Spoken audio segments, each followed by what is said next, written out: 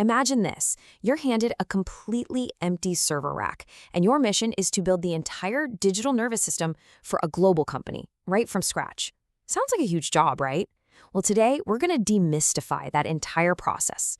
We're going on a journey, tracing the life of an Active Directory forest from just a single click on a server all the way to a powerful cloud-integrated system.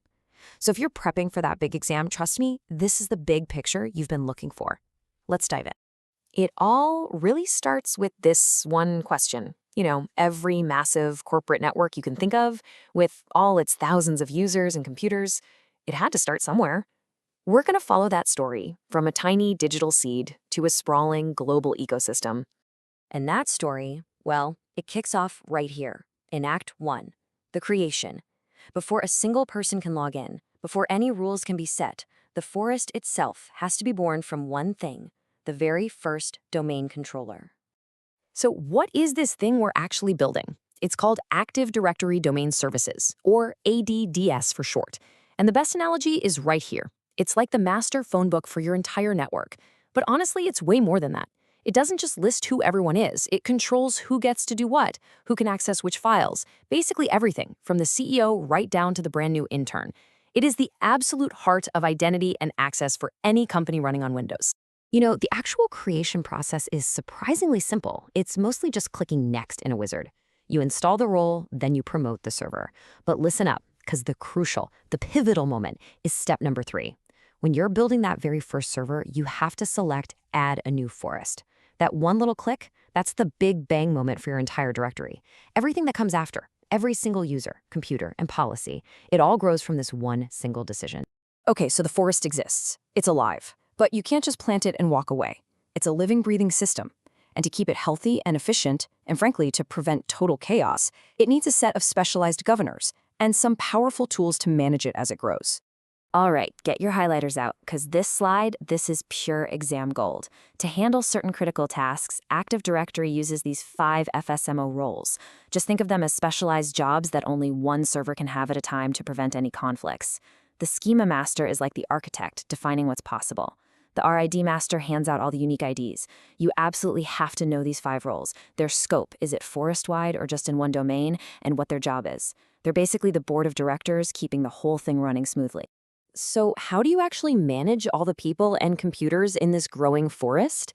Well, you've really got 2 choices. You can take the scenic route on the left, clicking through menu after menu in the GUI for every little thing, or you can take the superhighway on the right, PowerShell.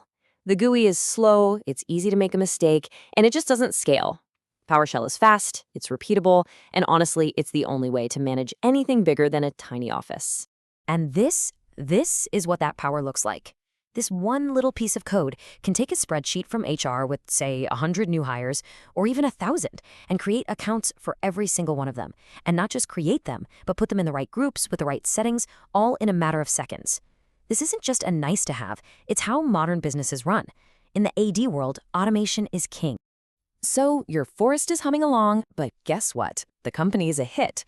New offices are opening up in different cities, and now they're all connected by these slower, more expensive network links. Your neat little single-site forest now has to stretch across the country, or even the world, without bringing the entire network to its knees. The solution to this massive headache is AD Sites. A site is really just a way for you to tell Active Directory about your physical network. You basically say, hey, all these servers in the New York office are on a fast local network, so let's call that the New York site. And why does this matter so much? Because if you don't do this, every single domain controller will try to talk to every other one all the time, creating a storm of traffic that will absolutely crush those expensive WAN links. Sites are the traffic cops that keep everything in order. And this is the core idea you've got to get.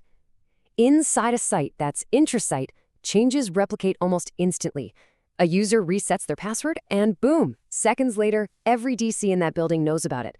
But between sites, inter-site replication is a totally different animal. It happens on a schedule, the data is compressed, and its main goal is to save bandwidth, not to be fast. This difference is absolutely critical to understand. 180.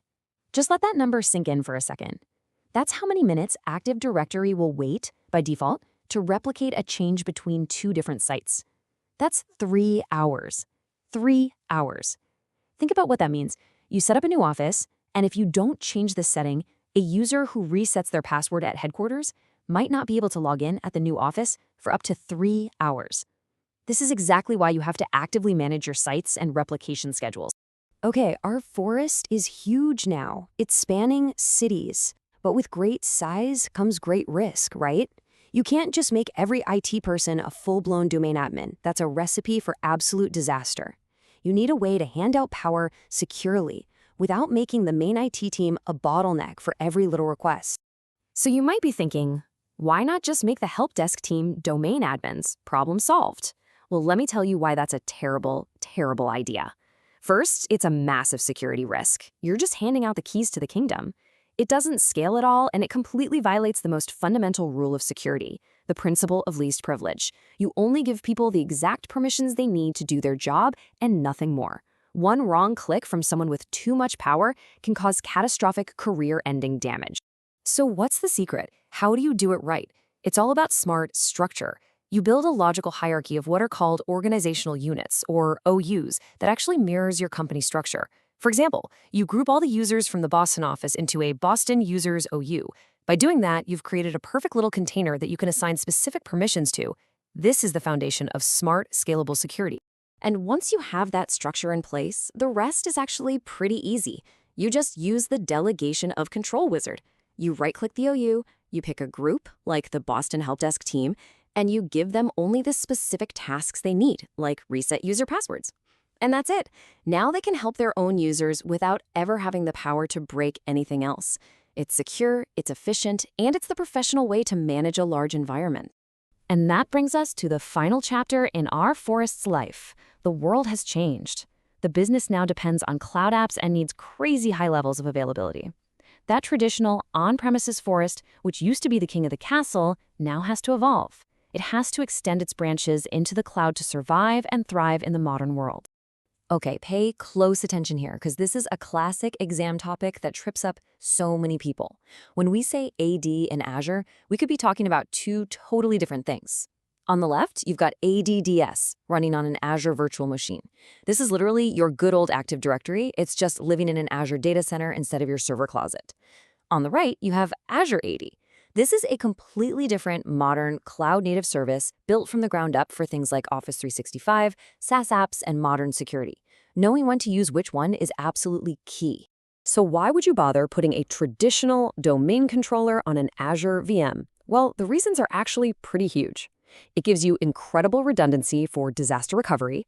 It's the essential backbone for a true hybrid environment. You can basically treat Azure as just another branch office for authentication, all while getting rid of your physical servers on-prem. It's really a win-win. And what you end up with is this, the powerful hybrid model. As the slide says, your forest becomes stronger and more resilient than ever before. It has its roots planted firmly on premises to support all the old stuff, but now it has branches reaching high into the cloud for modern apps and amazing availability. And the best part? All the changes just replicate seamlessly between them. You get the best of both worlds, secure, modern, and ready for whatever comes next. So, there you have it. The entire life cycle, from a single click on one server to a globe-spanning hybrid cloud identity system. Your forest is built. It's scalable, it's resilient. But the journey, it isn't over. Because now you have to ask the next, and maybe most important question, how are you going to protect it from its own users? That's where things like group policy and security baselines come in, but that's a story for another day.